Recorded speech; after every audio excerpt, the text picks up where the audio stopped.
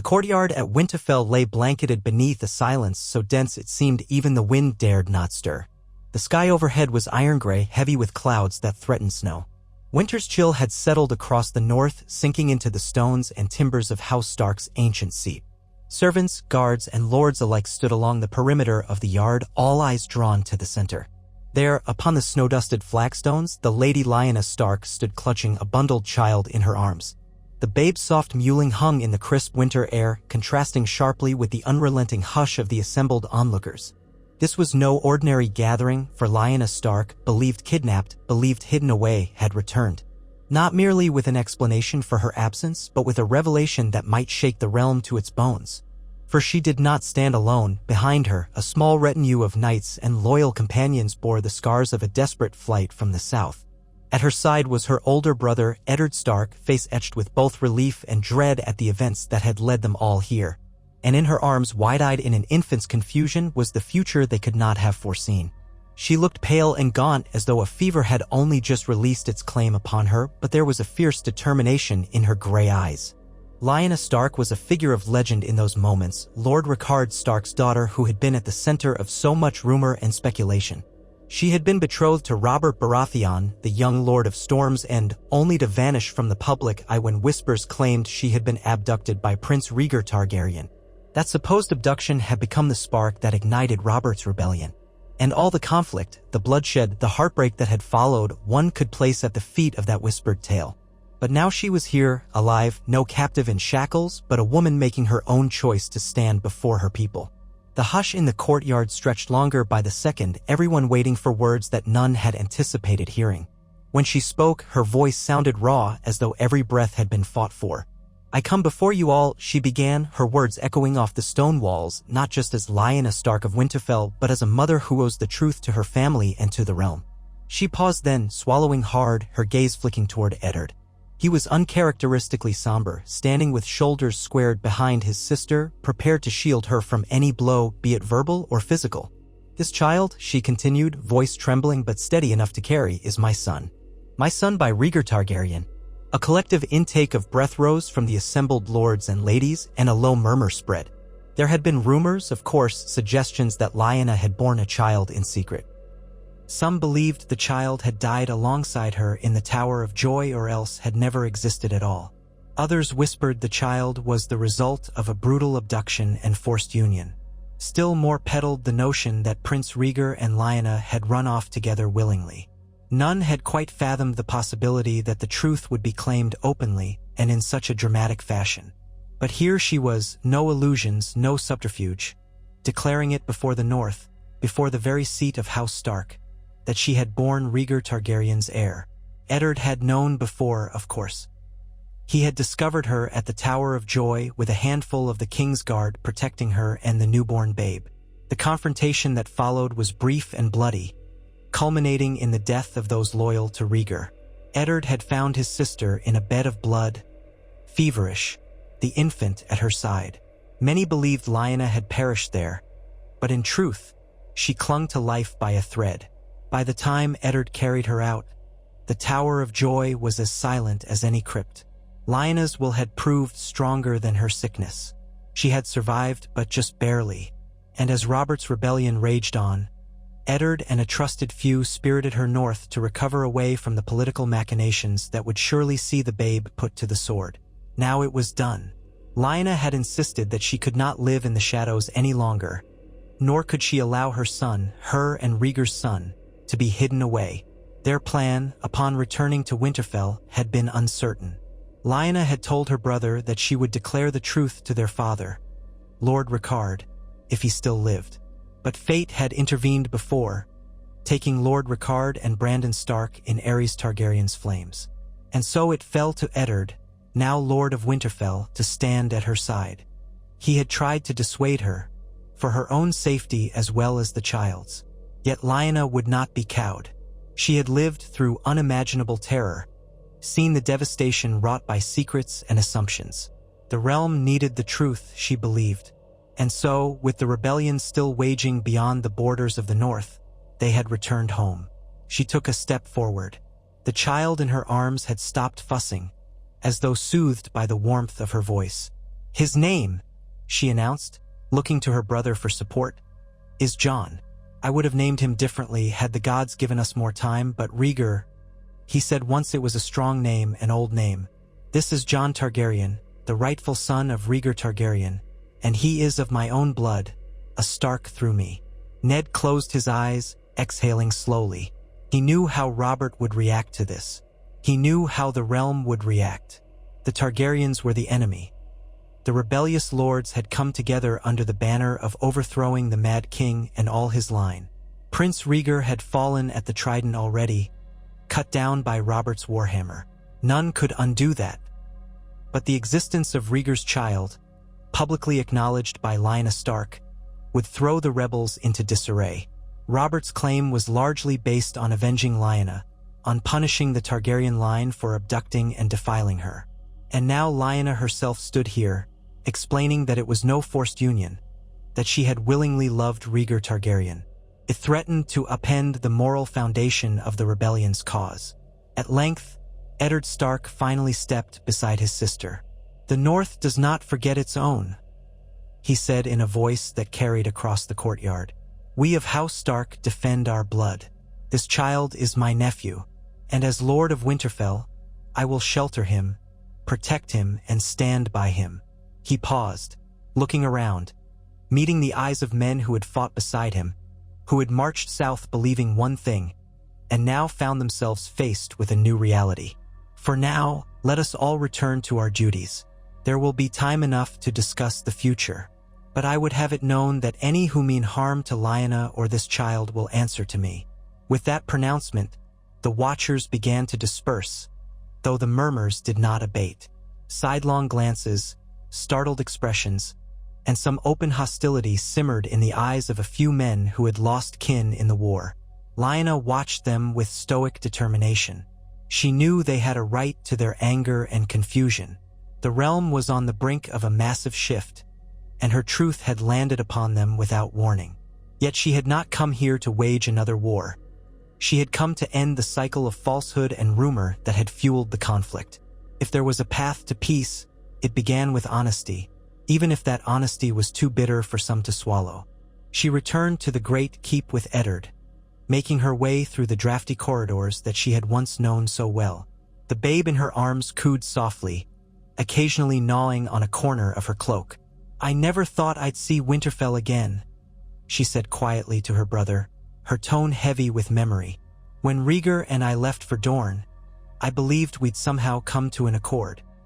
He planned to confront his father to—" She stopped, tears threatening to spill. "It doesn't matter now. The realm has changed, and I can't undo the war. But at least I can do this. At least I can name my son before the North, so there's no question." Ned halted outside her old chamber.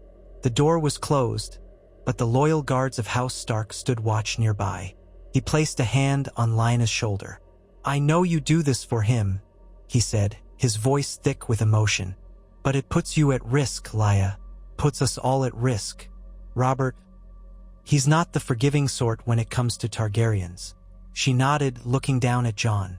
"I am not ignorant of that, but we must trust in the North, trust in House Stark's honor and protection. If Robert Baratheon wants to see the boy dead, he'll have to come through me."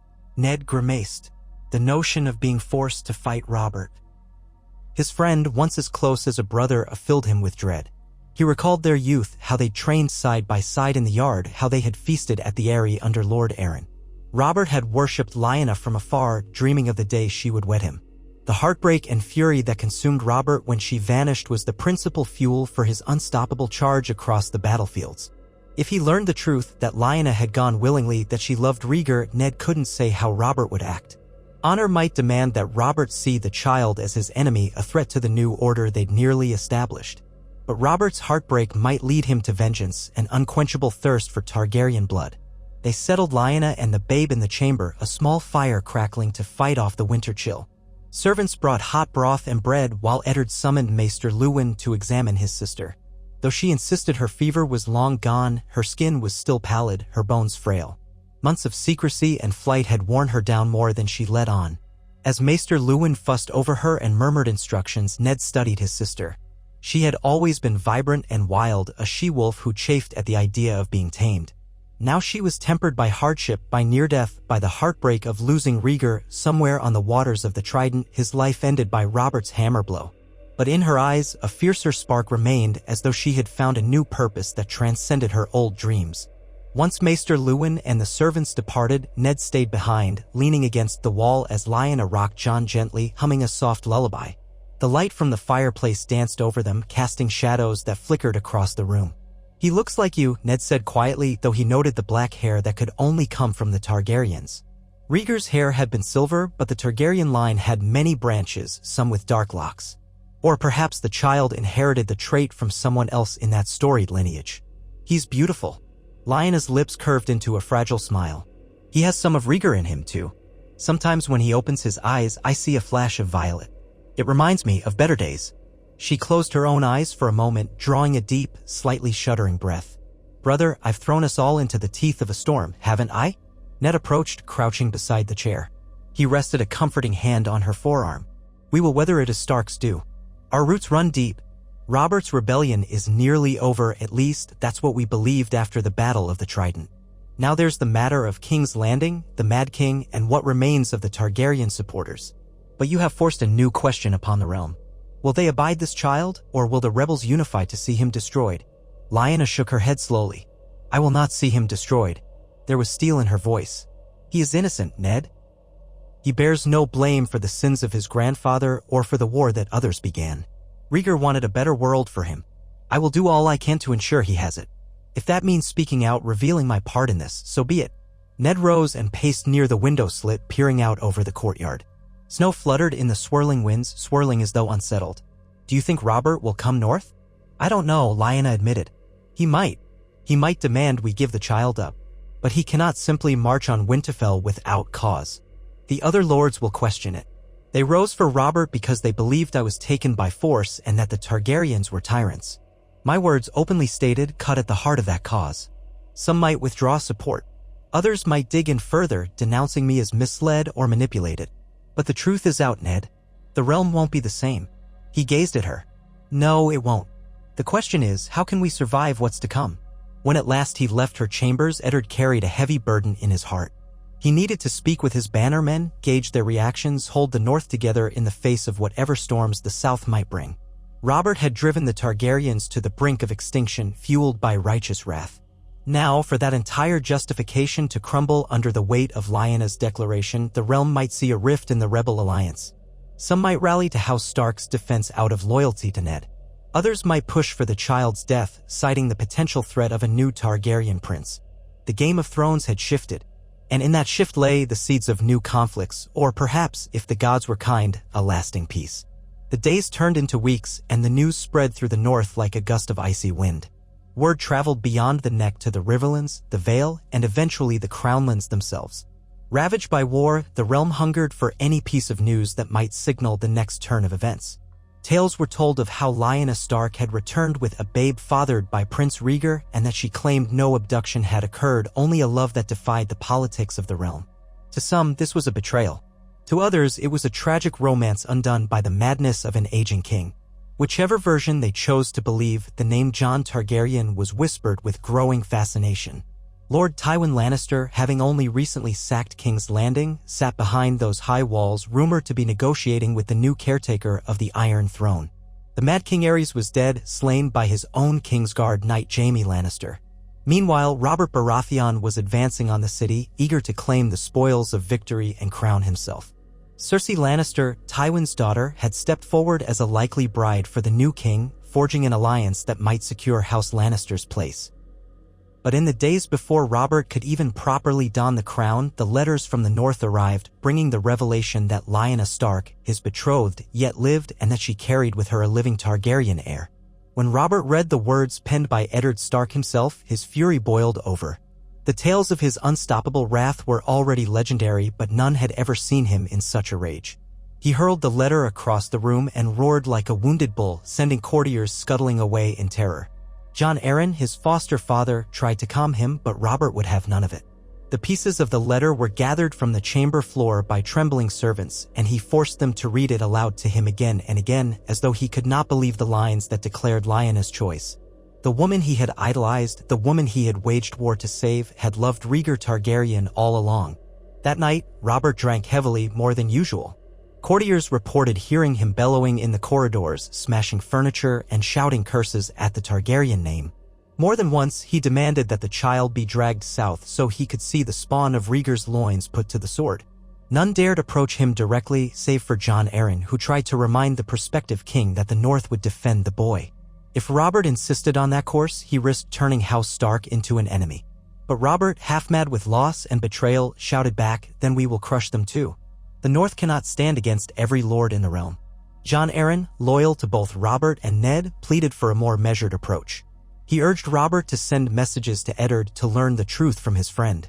Perhaps Lyanna was manipulated, or perhaps the child was not truly Rhaegar's.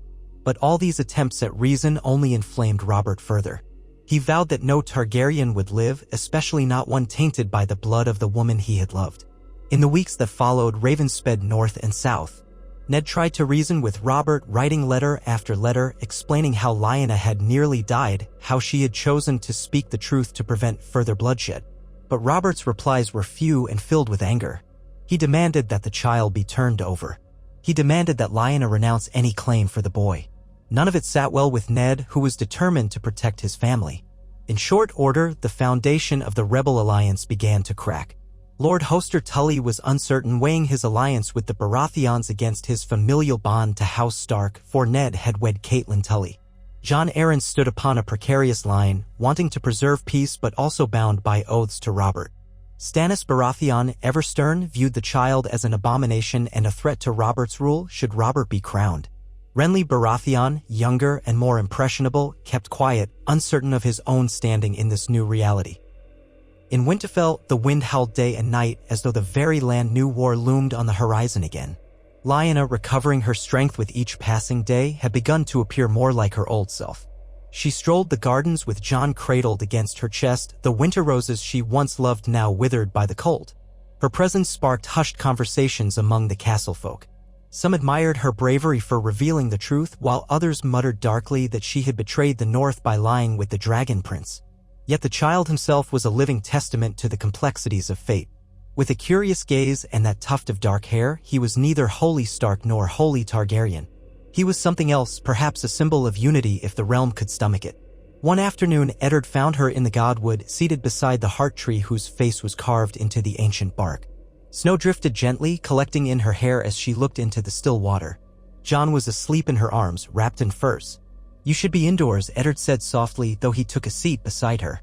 The air was crisp, and the hush of the godwood offered a respite from the tension that plagued the castle's corridors. "He sleeps better in the fresh air," Lyanna replied, stroking Jon's cheek. Her gaze flicked to the heart tree's face. "Mother used to bring me here when I was a girl. She said the old gods watch over us through the weirwoods. I wonder if they saw everything that happened. If they saw Rhaegar and me in Dorne, if they saw the madness in King's Landing, if they saw me hold a sword in my hand to defend my child." Ned rested a hand on her shoulder. "They see more than we can guess, I think. Whether they intervene is another matter." She smiled sadly. "I don't regret loving Rhaegar. But I do regret the war, the deaths. Brandon, father. Rhaegar's father saw to their end. Robert killed Rhaegar. And still, the Targaryen line was crushed by the rebellion. I don't know what I expected. That we could bring change without bloodshed? That was foolish. There are rumors," Ned began carefully, "that Viserys Targaryen and the Mad King's queen have fled across the narrow sea. So your son is not the only living Targaryen, but he is the only one here in Westeros. The only one Robert can reach." She nodded, her expression resigned. "Which is why I made my claim. I will not have him called a bastard or scorned. If the realm wants to brand me a traitor, so be it. But Jon Targaryen is a name that must be acknowledged." They sat in silence for a time until the child stirred. Lyanna stood, bouncing Jon gently to lull him back into slumber. "I suppose I should return inside," she said, glancing at Ned. "I've heard there is talk of a gathering in the Great Hall tonight." Eddard exhaled. "Aye. Several lords loyal to the North have arrived. They want to discuss the letters from Robert. Some are urging me to send you and the child away to spare the North from another war. Others want to rally behind you both and declare independence from the Iron Throne, especially if Robert means to be the new king. Her eyes flickered with alarm. Independence? It's a whisper for now, Ned admitted. A fierce rumor whispered among certain bannermen. The North has long memories, and if they believe the southern realms are turning on us, some might prefer we stand alone. But we must see what sense can be made tonight. You needn't attend. She set her jaw. But I will. I'll not be hidden away like some shameful secret. My child's life is at stake, and I will face those who question my motives. Ned saw the determination in her eyes. He knew he could not dissuade her. And so he led her back through the Godwood to the castle proper, leaving the swirling snow and the silent face of the heart tree behind. Winterfell bustled with a tense energy, for every man and woman sensed that decisions made in these halls might shape the fate of the realm. The great hall was prepared, fires blazing in the massive hearths, tables set for the lords and their retinues, the banners of House Stark draped prominently along the walls. A hush fell when Lyanna arrived with the babe in her arms, flanked by Ned and a handful of guards. Lords glowered, some with confusion, others with something nearing awe at the sight of her. She took her seat beside her brother at the high table, regal in her calm, though her skin was still pale from the aftereffects of her ordeal. The first to speak was Lord Wyman Manderly, a stout man with a booming voice. My Lord Stark, we have come to ask you plainly, is it true that this child is the spawn of the Dragon Prince? Ned glanced at Lyanna, who raised her chin. It is, she said, her voice unwavering. He is also my son of House Stark. Some murmured assent while others exchanged troubled looks. Lord Serwyn, a hard-faced man, stood. And what do you expect of us, my lady? Are we to bow to a Targaryen child? We have shed blood against the Targaryens. She regarded him calmly. You need bow to no one but my brother if you so choose. Jon is an infant. His future is yet unwritten. But I tell you this, if any harm befalls him, if any hand is raised to slay him for what he cannot control, then the blood of House Stark will be avenged. Ned placed a hand over Lyanna's to steady her. He addressed the gathered lords. I understand your fears. We have fought a war to overthrow a tyrannical king. Many Northmen died under the scorching fires of the Mad King's reign. But this child is innocent. My sister has risked her life to bring him here. House Stark will protect him as we protect our own. An uneasy silence settled. Then Barbary Dustin, a tall and stately woman with an enigmatic smile, voiced a question that many had been avoiding. What of Robert Baratheon? Will he accept this child's life? Or is he determined to finish what the rebellion started? Ned's reply was measured. He has sent letters demanding the child be turned over. I have refused. He may yet see reason. Lord Aaron is counseling him, though we cannot rely on that indefinitely. If it comes to war, the North must decide whether we stand with House Stark or side with the man who would be king. A rumble spread through the hall. Whispers of rebellion within a rebellion. One lord barked, the North stands with Winterfell. Another raised a cup, shouting, for House Stark. But just as many looked disquieted. They had followed Ned south to fight the Targaryens once. Now they feared another brutal conflict might erupt if they defied Robert Baratheon. The alliance with the Tullys was tenuous. The Lannisters had joined only after the fact, and the Tyrells and Martells were wild cards in all of this. If Robert rallied them, the North could be besieged again. Lyanna lifted Jon a little, letting his face be seen by all. If you would kill a baby for the crime of his blood, then do so with your own hands, she said softly but clearly. I will not let him be an excuse for more horror. If we are to have war, let us name it plainly for what it is. A war to kill a child who has done no harm, a child who bears my blood as well as that of the man you once loved to call your prince. That struck a chord. The memory of Rhaegar Targaryen's reputation lingered strangely among some. Many had admired him, even if they had later turned on his father's tyranny. Rhaegar had been known as a fair-minded, noble prince, a man who loved music and learning. The revelations of his relationship with Lyanna cast an even more tragic light on the events that led to war.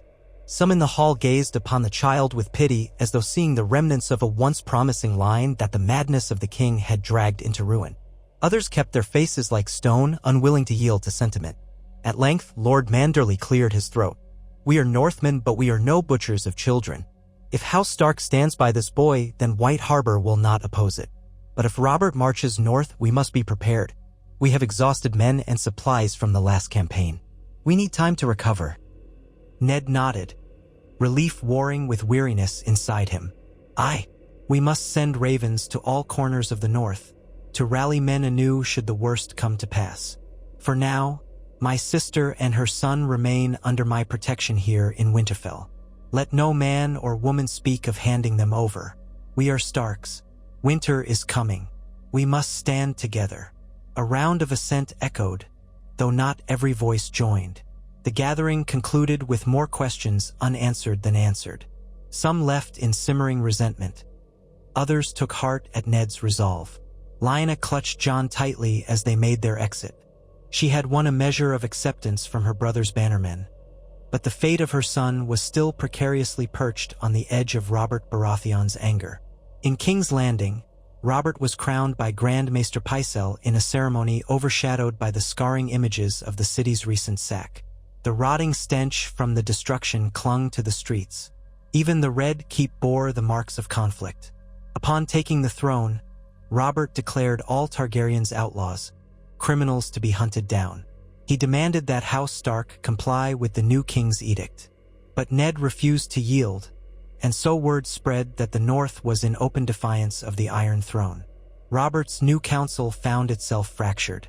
Jon Arryn implored for diplomacy, reminding Robert that it was not wise to alienate the North so soon after the war.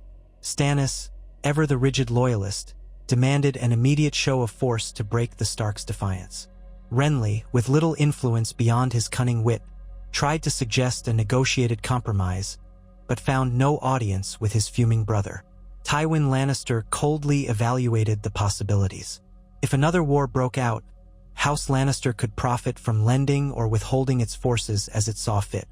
The Tullys, under Lord Hoster, were torn, for Ned was his son-in-law, but Robert was now king.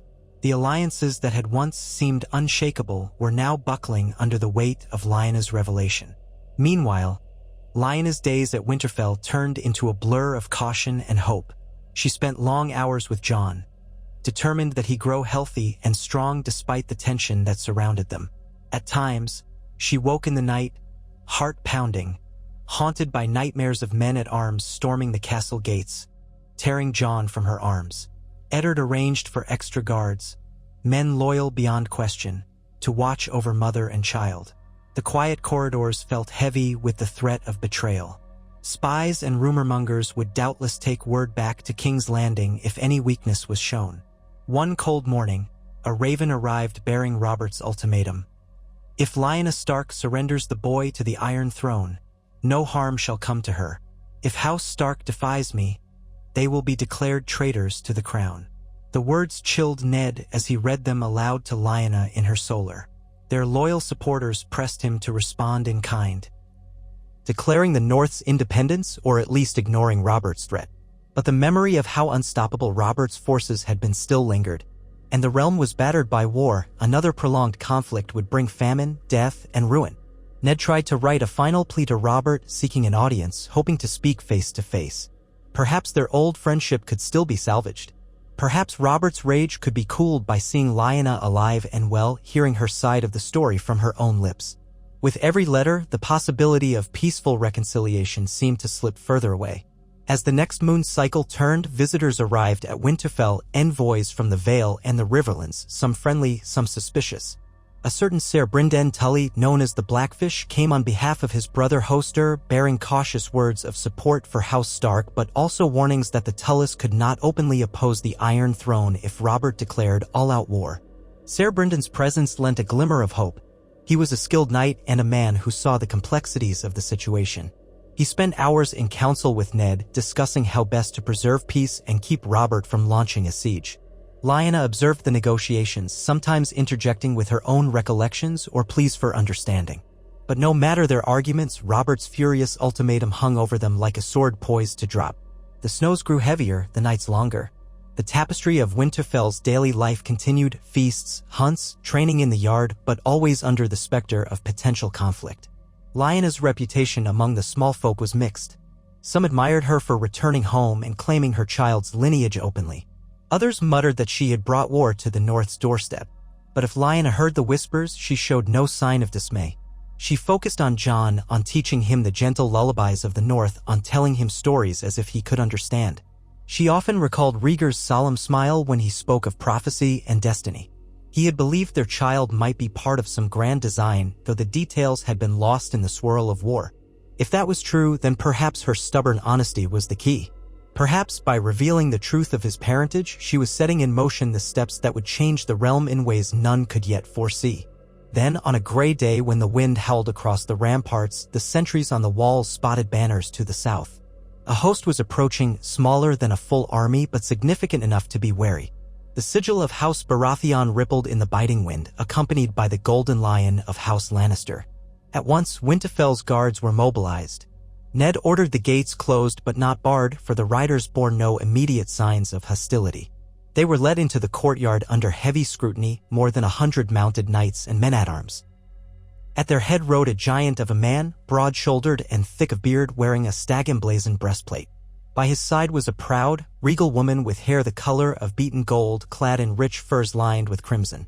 Robert Baratheon and Cersei Lannister, king and newlywed queen of the Seven Kingdoms, had come to the heart of the north.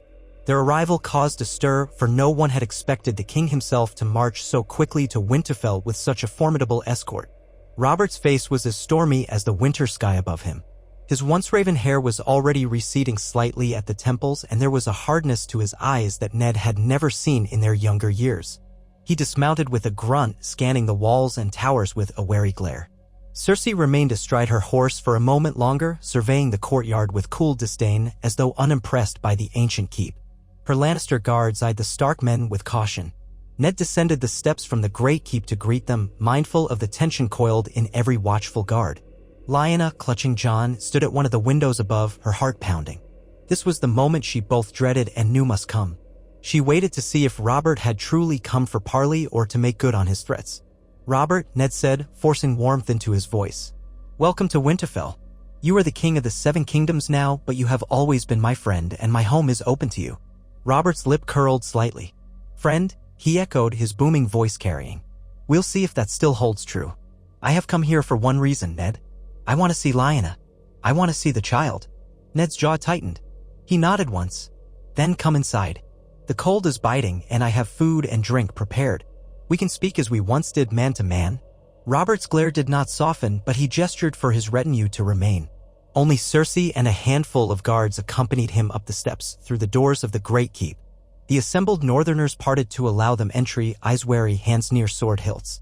Eddard led them to a smaller hall, more intimate than the Great Hall, where a fire crackled.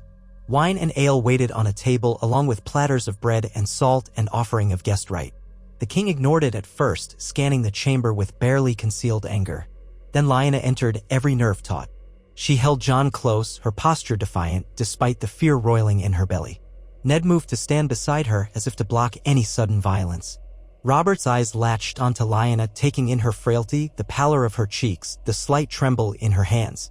For a moment, heartbreak flickered across his features. Then he noticed the infant in her arms. His expression twisted from sorrow to fury. "So," Robert said, voice low and dangerous, "it's true. You bore that silver-haired bastard's get." Cersei stood beside him, her lips curled in a faint sneer, her emerald eyes flicking from Lyanna to the child. Lyanna forced herself to speak without faltering. "He was not a bastard, Robert. I married Rhaegar in secret. This child is legitimate by all laws that matter." "What laws?" Robert spat. "Targaryen laws? That line has no authority now. I am king by the gods, and I say the Targaryens are filth. I avenged you, Lyanna. I destroyed the monster who took you. And now I learned that you went willingly to that scoundrel? You spat on our betrothal, spat on my name." She held Jon tighter. "There was no abduction, Robert. I loved Rhaegar, and he loved me. I'm sorry you had to learn the truth this way, but it is the truth." Robert's fists clenched. "All those men died. Brandon and your father burned. Thousands more on the battlefield. All because you." He broke off, shaking his head as if trying to rid himself of a horrible thought. "Damn you, Lyanna. You fed into Targaryen madness. And now you stand here, cradling that demon spawn as if it's some precious heir to the throne." Ned stepped forward, voice firm. "That child is my nephew and the blood of House Stark. I will not permit any harm to come to him in my halls, Robert." "Your halls?" Robert sneered. "Yes, you are lord here.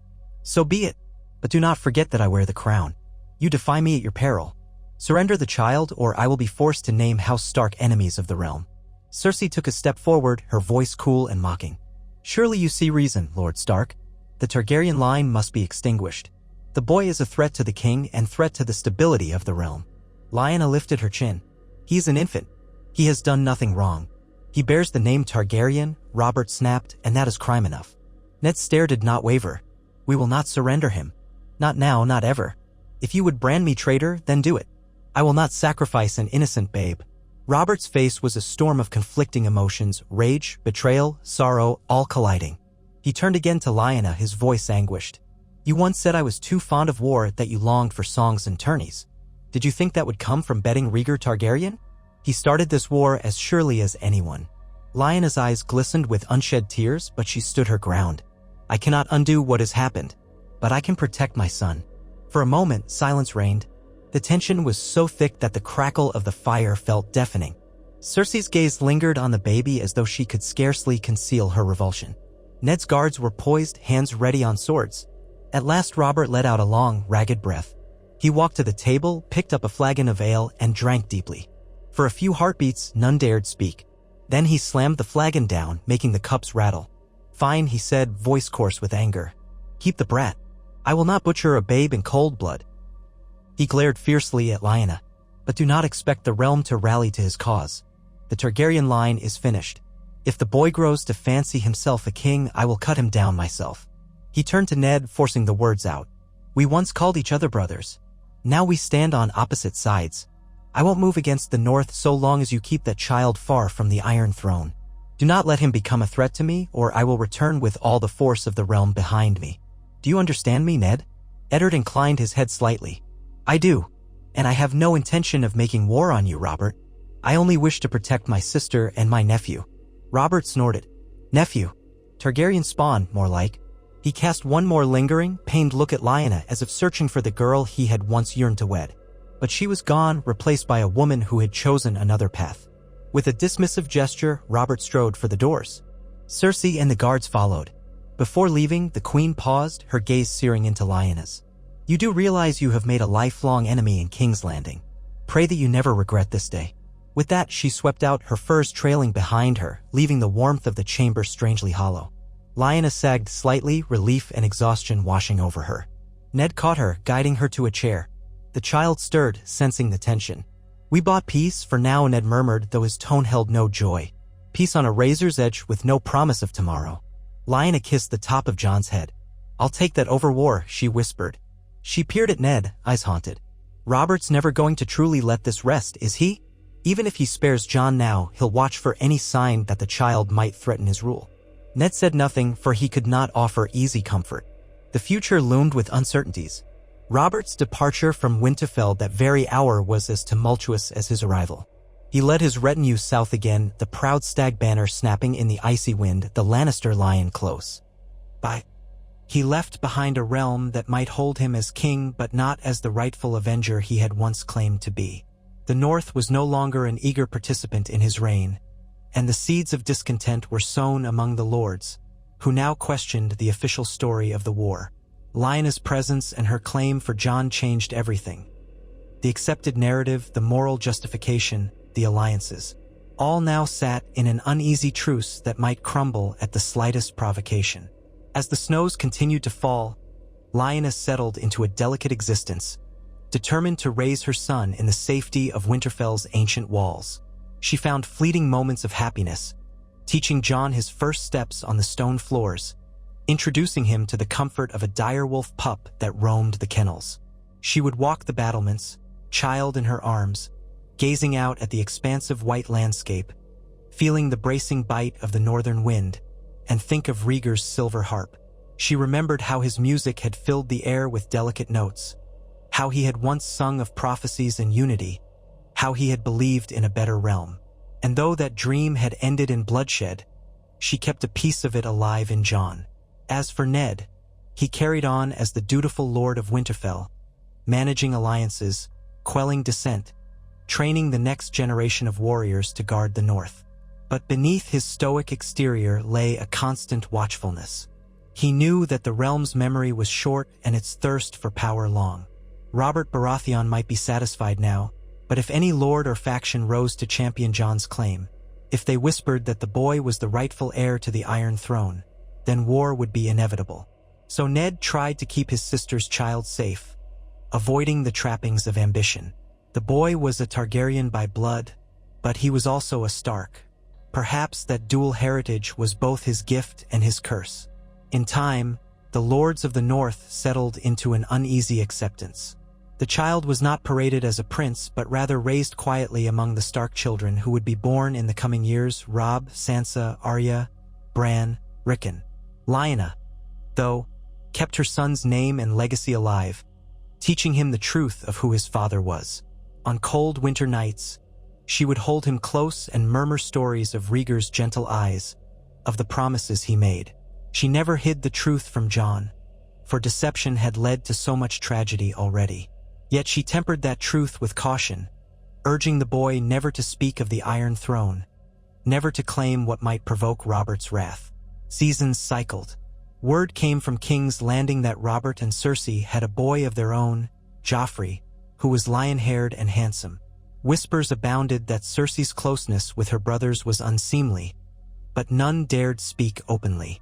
The realm, though battered by war, seemed to find a fragile calm. The scars of the rebellion would never fully fade, but for now, at least, swords were sheathed, and ravens carried news of weddings, harvests, and minor border disputes rather than declarations of civil war. Yet all who had lived through Robert's rebellion knew that peace in Westeros seldom lasted. The unresolved tensions simmered beneath the surface. Lyanna's truth had destroyed the heroic myth of Robert's righteous war to rescue his betrothed.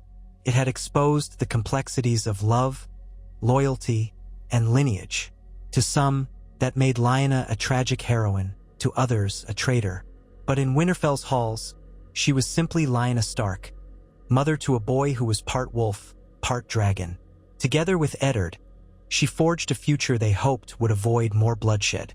Only time would tell if the realm could set aside old grudges, or if the next great conflict would arise like a winter storm, swallowing them all. And so the child grew, blissfully unaware of how precarious his existence remained. He giggled in the arms of his mother, tumbled with the pups in the courtyard, and marveled at the swirling snow. Lyanna found solace in his laughter, in the simple promise of a new generation unburdened by the hatred of the past. Occasionally, she would retire to her chambers and unwrap a small bundle of keepsakes.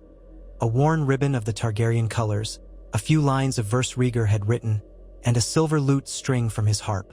She would close her eyes and recall the man whose voice once soothed her, whose gentle hands once held hers. She had loved him and she had lost him, but in Jon their love lived on. Each dawn she woke and prayed the tenuous peace would hold. Each dusk, she tucked Jon into bed and wondered if word would come of Robert's shifting moods, of Lannister intrigues, of whispers from across the sea where Viserys and Daenerys Targaryen still lived in exile. She did her best to push those worries aside, reveling instead in the sweet exhaustion of motherhood. Eddard, for his part, stood as her greatest pillar of strength, warding off the realm's sharper edges with quiet, steadfast resolve. He was father, brother, and guardian all at once.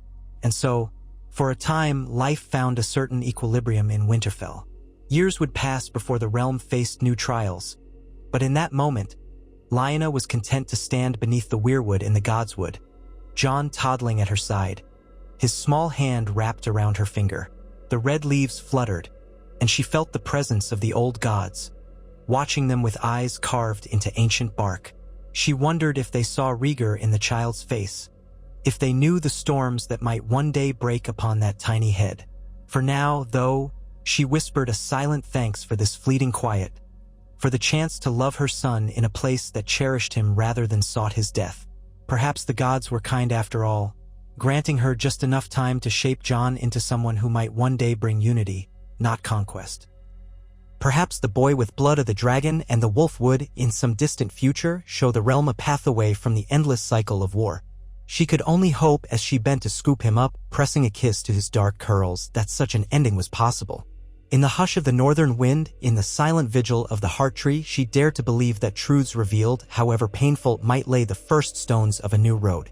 And so she walked, step by careful step, back toward Winterfell's ancient keep, the child in her arms, determined that come what may, he would know love, loyalty, and the quiet, unyielding strength of the North. For that was the gift she and Ned could give him, the armor to protect him when the realm's judgments returned. If Rhaegar's dream had any chance of fulfillment, it would be because Lyanna Stark had spoken the truth, had refused to yield to fear, and had claimed her son before all. And in that truth, a different song might yet be written, one that neither war nor heartbreak could wholly silence. The years that followed Robert Baratheon's departure from Winterfell were neither tranquil nor wholly tumultuous, but rather balanced on a dangerous precipice between the two. In that tenuous peace, Lyanna Stark lived a life that was half quiet motherhood and half watchful vigilance. Nightmares still haunted her, dreams of mailed fists battering down the gates, of the king's men seizing Jon, whose heritage was an ever-present risk. Yet each morning brought small joys: Jon's first steps across the cold stone floors, his wide-eyed wonder at the dire wolf pups whining in the kennels, his little hands reaching out for her comfort. Winterfell adjusted, slowly, to the child who bore the name Targaryen. The small folk who dwelled under House Stark's protection found little space in their daily toils to foster rebellion or resentment. So long as food filled their bellies and the roads were safe, they cared less about ancient conflicts and more about the changing of seasons.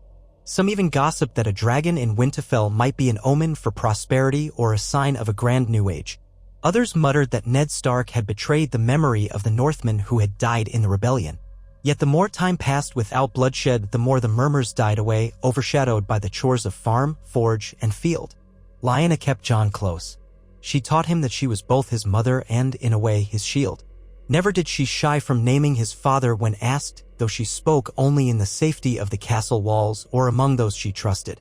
She told Jon gentle stories of Rhaegar's music, how he sang at tourneys, how he loved the written word as much as the sword. At times, her voice would catch, especially when she recalled glimpses of the man who had once gently tucked a winter rose into her hair. She did not dwell on the horrors that followed. Those memories she shared only with Eddard, late at night, when the keep was still and the weight of her choices seemed too great to bear alone. Ned Stark, for his part, faced an unending burden of governance. House Stark was large and bannermen, but the scars of Robert's rebellion still lingered in empty storehouses and in the ranks of young men lost on southern fields. Rebuilding demanded tireless negotiations: how to feed villages ravaged by the war, how to keep the lords loyal yet not eager for fresh conflict. The knowledge that the king still viewed the boy in Winterfell as a threat meant that Ned had to strike a delicate balance. He could not openly provoke Robert by flaunting Jon's presence, nor could he hide the boy away in shame. So Jon Targaryen, both a beloved nephew and a precarious political symbol, grew up alongside the children that Ned would have in the years to come. After his marriage to Catelyn Tully, Ned fathered Robb first, then Sansa, then Arya, Bran, and Rickon. Jon, being closest in age to Robb, tumbled about the yard with the future heir of House Stark. While the castle staff might call one "my lord" and the other "the prince in the north" in jest, the boys cared little for titles in their early youth. They sparred with wooden swords rolled in the dust and snuck pastries from the kitchens under Old Nan's disapproving eye. At first, Lyanna worried that the difference of Jon's parentage might sow resentments. But though Robb was a true-born Stark in every sense, he saw Jon simply as a brother-cousin. The two were rarely apart, and even as they grew, that bond would be tested but never fully severed. Lyanna took comfort in this, believing that if the realm one day turned its swords on her child, at least he would have family who would not forsake him. Yet beyond Winterfell's walls, the shifting tides of politics never truly settled. Robert Baratheon reigned in King's Landing, crowned by Grand Maester Pycelle and supported, though many whispered, controlled by the powerful Tywin Lannister. Queen Cersei was soon with child, birthing a son named Joffrey. Word came north that the boy was pretty enough, though a bit petulant by nature. In time, the royal family grew: Princess Myrcella, Prince Tommen. Courtly gossip reached Ned's ears via ravens and travelers on the King's Road. Whispers claimed that the marriage between Robert and Cersei was not a happy one, that Robert drank more than ever, that the king's wanderings took him to brothels across King's Landing, fueling the queen's jealousy and cunning. None of this, however, changed the precarious balance regarding Jon Targaryen. Robert had spared him once, but the underlying hatred had not faded. Those in the capital who knew the truth suspected the king's fury still simmered. Grand Maester Pycelle sometimes urged Robert to finish what was started, a rumor gleaned from travelers. Stannis Baratheon, Robert's grim-faced brother, was said to mutter that no Targaryen scion could be permitted to live. But Robert did nothing direct. Perhaps because he feared another rebellion if he attacked House Stark, or perhaps because a small part of him clung to the memory of Lyanna with too much pain to undertake that final cruelty. The realm's respite lasted 6 years before Balon Greyjoy of the Iron Islands rose in rebellion. declaring himself king of the Isles and the North. The conflict, often called the Greyjoy Rebellion, brought the Ironborn in open defiance of King Robert's rule. Balon's men raided the western coasts, seizing plunder and ravaging villages. In response, Robert called his banners. As Lord of the North, Eddard Stark was expected to march to quell this uprising. The new king had a taste for war and demanded swift retribution. For the first time since the end of the rebellion, Ned traveled south, though not too far south, then west, bringing men from Winterfell, White Harbor, and the mountain clans. Lyanna remained behind, as was her place, to keep Winterfell secure. She watched with a heart grown cold at the departure of Ned and the Stark bannermen, remembering all too well how wars could spiral out of control. Jon was old enough to sense the tension. He was nearly 7 by then, a slender boy with dark hair that curled across his forehead and eyes that sometimes held a hint of purple in certain lights. He asked, more than once, "Mother, why must Uncle Ned go to fight?" And Lyanna tried to explain that the king demanded it, that lords must answer their liege's call. What remained unsaid was the fear gnawing at her, that Robert might seize the chance to lure Ned away and strike at Jon.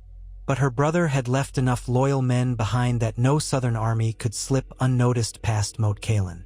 And the Greyjoy threat was real. An Ironborn host would not sail into the Cold Bight or across the rocky seas near the north without dire consequences. Balon Greyjoy aimed his attacks at the western coasts of the continent, focusing on the Reach, the Westerlands, and the Riverlands. Still, letters arrived irregularly, describing the brutal fighting at sea and on the beaches. Robert led from the front, crashing into the Ironborn with the ferocity that had once undone Rhaegar Targaryen. Victories came swift, culminating in a final assault on Pike itself.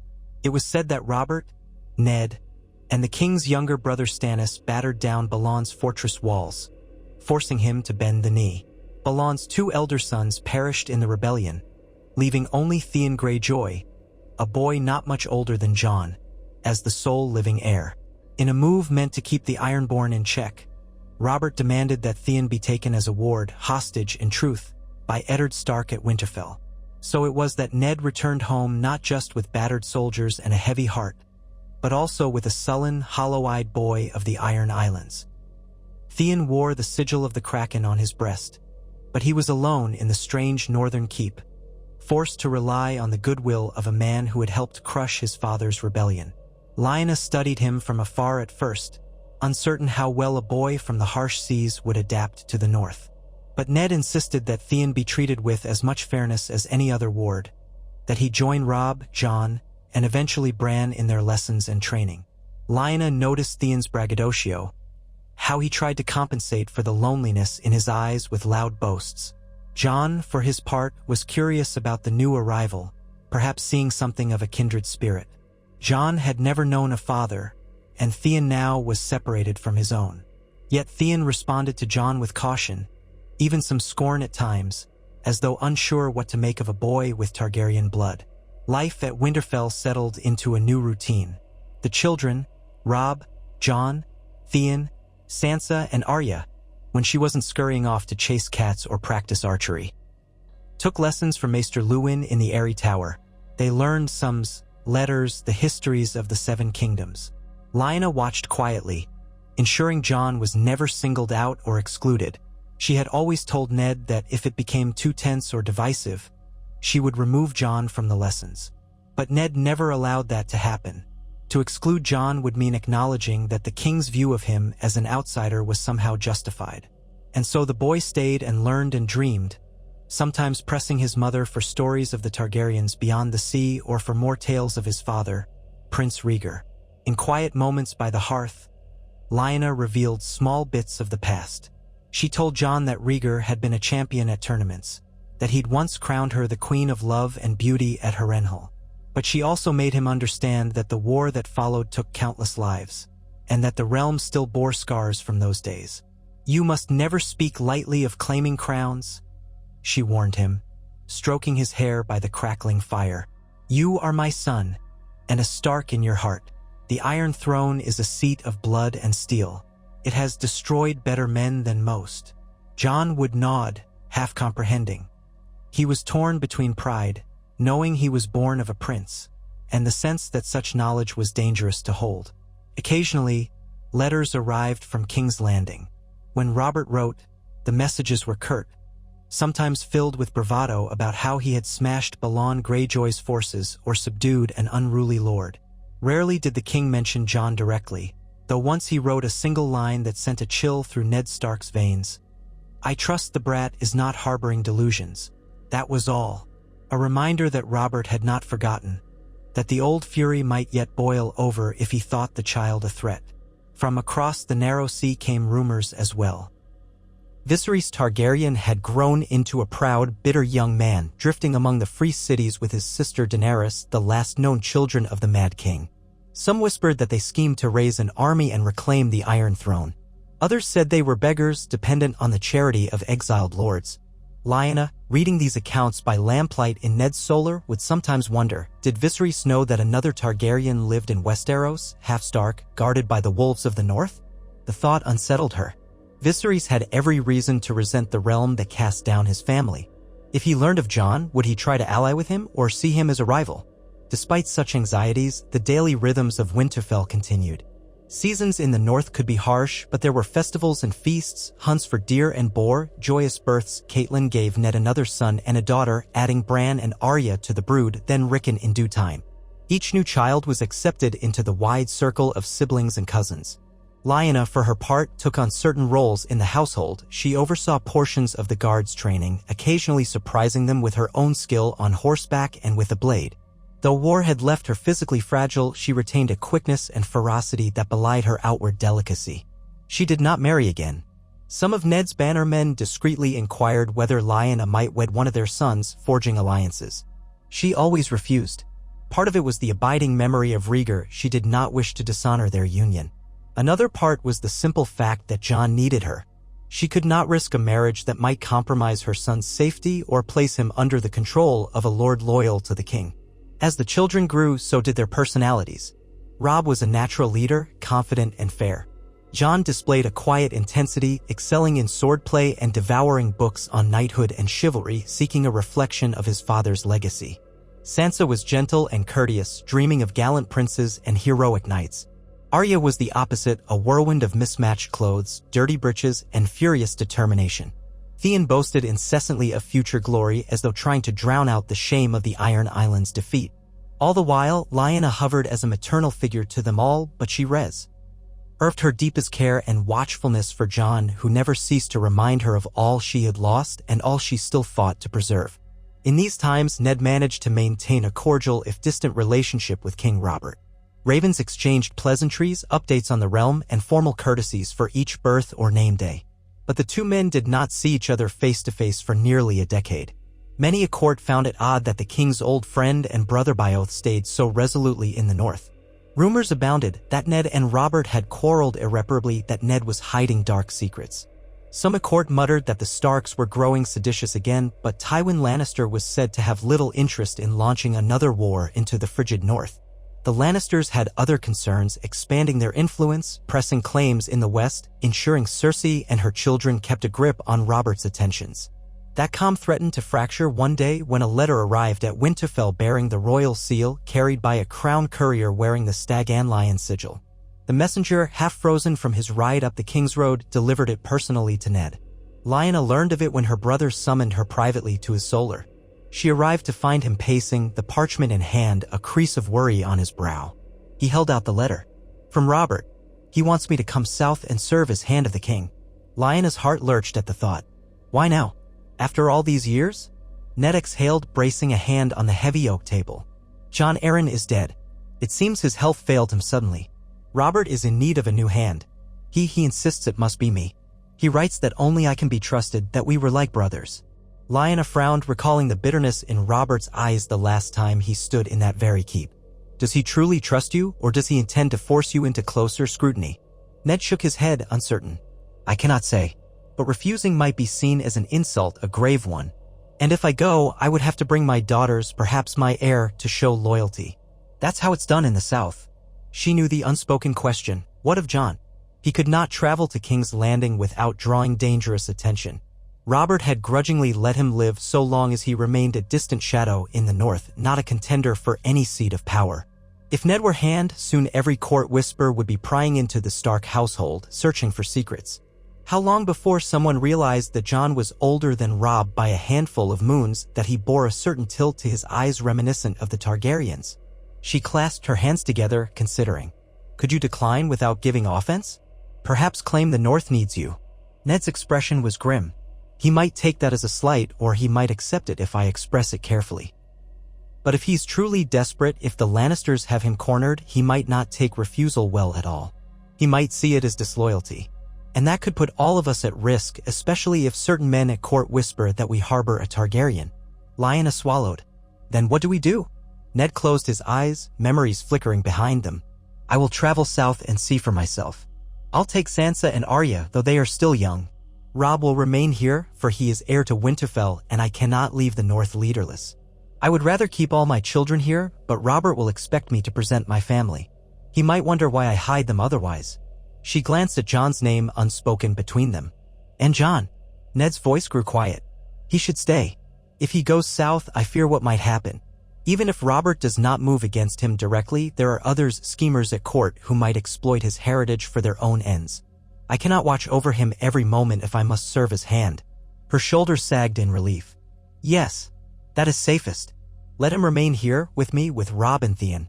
Let him train as he always has. King's Landing is no place for a child who must constantly hide who he is. Ned gave a small nod. Still, I worry what might happen in my absence. If Robert grows suspicious, he could send men north to investigate. Or if the Lannisters suspect something, they might slip a dagger in the dark. Lyanna drew in a breath. I will protect Jon, no matter what. We have loyal men at Winterfell. Ser Roderick, Master-at-Arms, is no stranger to the blade. Maester Luwin might sense trouble early enough for us to prepare. And the boys themselves, Robb and Jon, they're old enough now to fight if cornered. I pray it never comes to that, but you do not stand alone in your duty. With a sigh, Ned moved to the window, gazing out over the courtyard where the first snow of the day drifted. I should take a small retinue. Keep a low profile. Catelyn will accompany me, at least for the journey, or perhaps remain behind if she wishes. But she will likely want to see the capital and be near our daughters. The lords of the north might chafe at my absence, but they'll manage. The key is to keep the lines of communication open. If you sense danger, Lya, you must send word immediately. Ravens can fly swiftly. She nodded, stepping closer to him, placing a hand on his arm. I understand. We'll endure. The North remembers. A faint smile touched his lips at the old saying. The North remembers indeed. It remembers how quickly the South can turn on us. But let us hope Robert still holds enough fondness for me not to turn on us himself. In the weeks that followed, preparations for Ned's departure engulfed the castle. Horses were shod, wagons loaded with supplies and gifts. Lyanna helped pack Sansa's and Arya's garments, comforting them when they fretted about leaving home. Arya was excited more than anything, always eager for adventure, while Sansa dreamt of the royal court's splendor. The day they rode forth, a chill wind rattled the gates as though Winterfell itself lamented the parting. Jon stood in the courtyard, shoulders set, watching his cousins and uncle depart. Robb, beside him, placed a hand on Jon's shoulder. They'll be back, he said, attempting a confident grin. Jon nodded, though the furrow in his brow revealed his worry. When the procession disappeared from sight, Jon turned to see Lyanna gazing at him. She beckoned him to her. Come, she said gently, tucking a stray lock of hair behind his ear. We have duties of our own. Uncle Ned might be gone, but Winterfell still stands. We must ensure it stands for his return. Jon straightened, determined. He might have only a boy's sense of responsibility, but it weighed on him all the same. He trained harder under Ser Roderick's watchful eye, practiced archery with Theon and Robb, studied histories with Maester Luwin. He even began sneaking into the crypts beneath the castle, drawn by the solemn stillness there, by the tombs of the old kings in the north and the lords of Winterfell. Sometimes he found Lyanna by the statue of her father or of Brandon, her late brother. She would run her fingers over the carved stone wolves that flanked the Starks of old, lost in silent reflection. One such evening, when the torchlight flickered over dusty pillars, she found Jon leaning against the statue of Lord Rickard Stark. He turned, startled, and then relaxed when he saw it was only his mother. She came to stand beside him. You shouldn't be down here alone, she said softly. The crypts aren't for children to wander in. Ghosts linger in the memory of these halls. Jon offered a small shrug. I like the quiet. Sometimes I feel like the statues are watching me. He hesitated, unsure if he should share the ache inside him. It's almost like I can feel the weight of all who came before. But I don't know if I belong here. These are Starks. She laid a hand on his shoulder. You are my son. You have Stark blood in your veins. That belongs here if you wish it. He bit his lip. And Targaryen blood, too. Does that belong here? Lyanna's heart ached at the uncertainty in his voice. You have both, Jon. That's who you are. Someday the realm might try to force you to choose. But never forget that no matter what name they give you, you were loved by your mother, by House Stark, and that is a bond no one can take away. He glanced at the carved face of Brandon Stark's statue the older brother Lyanna had lost. Will I ever see King's Landing? Lyanna paused. Perhaps. Someday when it's safer. For now, the South is a den of politics and vipers. We don't need to invite danger. He nodded, letting out a breath that echoed softly in the crypt's silence. Then they left together, their torches illuminating a path back to the living halls above. Time passed more slowly with Ned gone. The castle routine pressed on, but tension lingered in the air. Ravens arrived sporadically with updates. The new hand was settling in at King's Landing. The Lannisters were a formidable presence at court. Sansa was delighted by the finery and pomp, while Arya disliked the constraints of the southern ladies and found herself at odds with the courtly environment.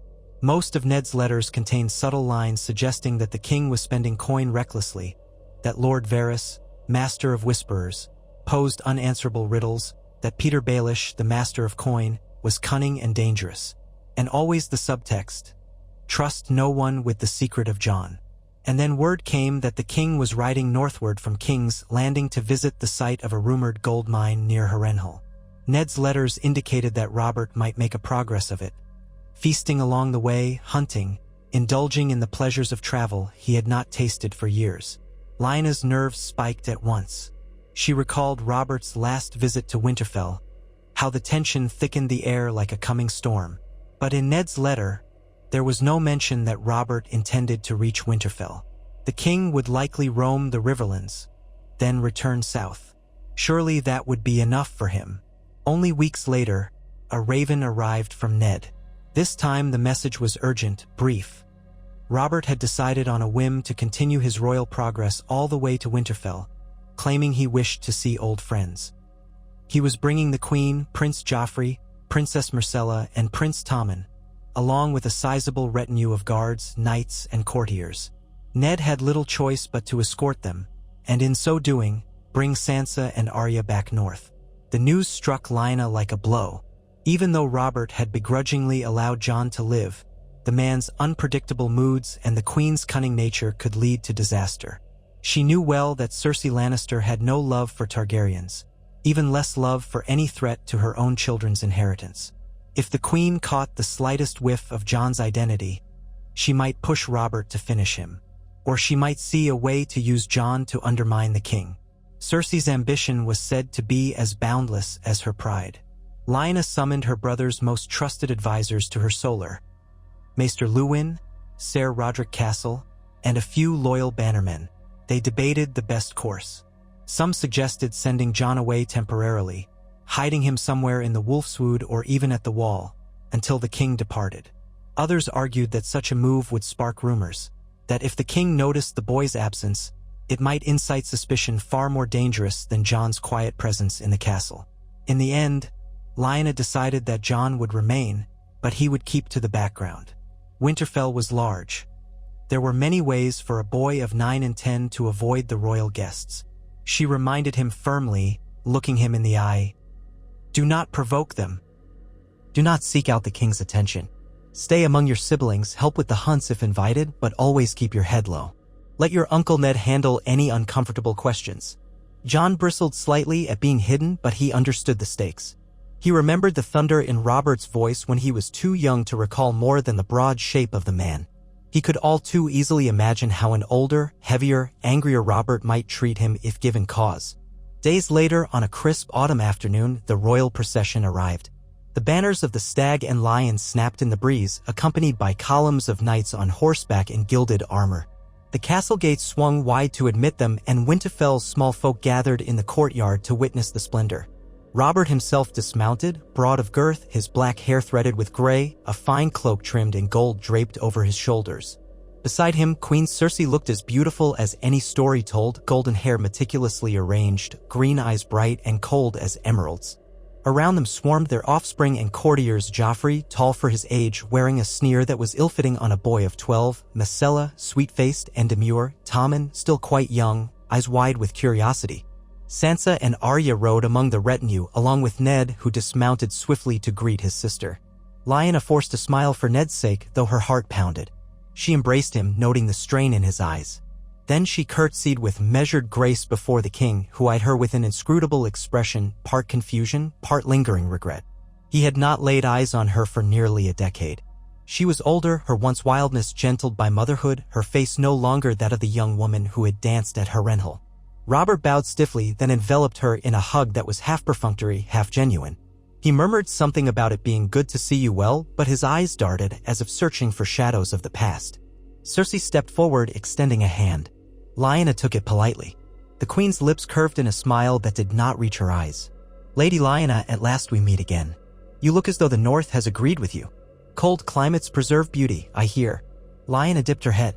Welcome to Winterfell, your grace. My brother has prepared rooms for all of you, and we hope to show you the North's hospitality. Cersei's gaze flicked briefly beyond Lyanna, as though expecting to see someone.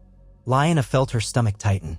She gestured for the king and queen to follow her into the keep, while Ned led the rest of the party. Servants and guards hurried to collect the royals' belongings, to direct the highborn guests to their quarters.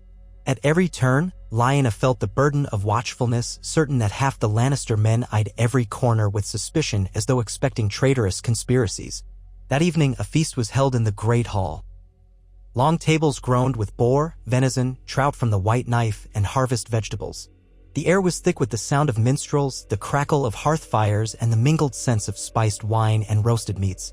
Lyanna sat near the high table, though not directly beside the king. Cersei and Robert shared the dais with Ned, while the royal children were spread among them. Sansa was placed near Joffrey, looking at him with wide-eyed admiration. Arya scowled at the refined manners demanded of her.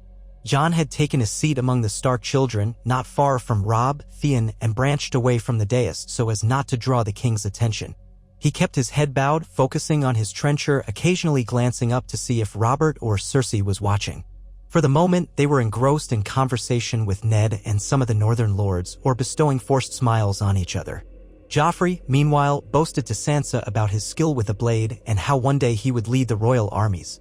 Sansa giggled, blushing at his imperious tone, which she mistook for chivalry. Midway through the feast, Robert drained yet another cup of wine and slammed it down, demanding that the minstrels play something merry. The musicians struck up a lively tune, and some of the guests began to dance in the open space at the center of the hall. Robert turned to Ned, clapping him on the shoulder. "Come on, Stark," he roared.